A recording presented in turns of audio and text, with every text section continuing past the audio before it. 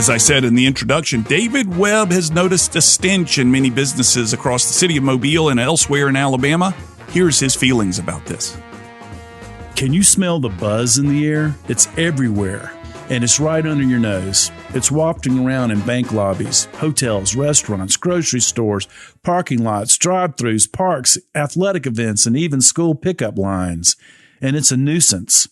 I'm talking about weed, its public use, and foul stench. We're experiencing an ugly green weed wave in Alabama, and it's forcing us non-users to endure disgusting drug use from others that don't give a damn about decency or discretion. They thumb their nose at us and the authorities and are doing so with impunity. And it's all over Mobile, Montgomery, Birmingham, Huntsville, and everywhere else in between. I'm sure you've smelled it more lately, and it seems like we are gradually being conditioned to accept illegal recreational weed used by others as part of normal life. Well, it isn't, at least not yet. A recent opinion poll of Alabamians found that 80% of us strongly support medical cannabis. We mostly agree it has medicinal properties that are helpful to those suffering various ailments. However, that's a far departure from us approving recreational weed consumption. According to Gallup poll this past August, 68% of Americans think marijuana should be legal. I'm obviously in the minority. So is Alabama, with only a 47% approval rate, according to a recent poll out of Montgomery.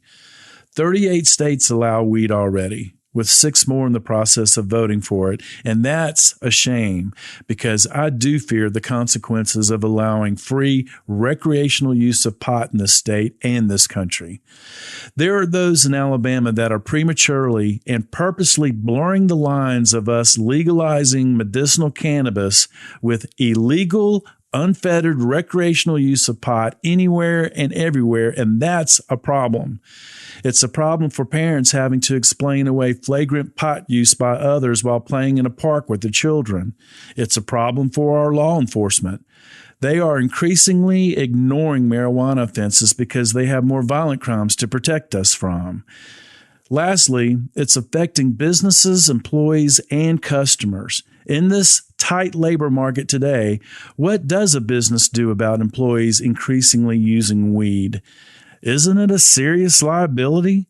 A recent NBC study has shown that over 30% of restaurant and hotel workers currently use recreational cannabis in states like Colorado, where it's totally legal. Gallup has even indicated that more Americans are smoking weed than tobacco now. How does business deal with the legal and operational nuances of a statistic like that?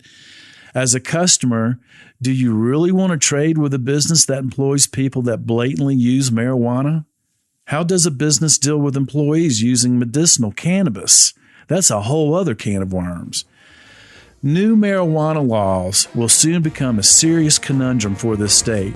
If you want to talk about business trends, this matter will definitely be on the horizon, and soon. Thanks, David. That's it for us this week.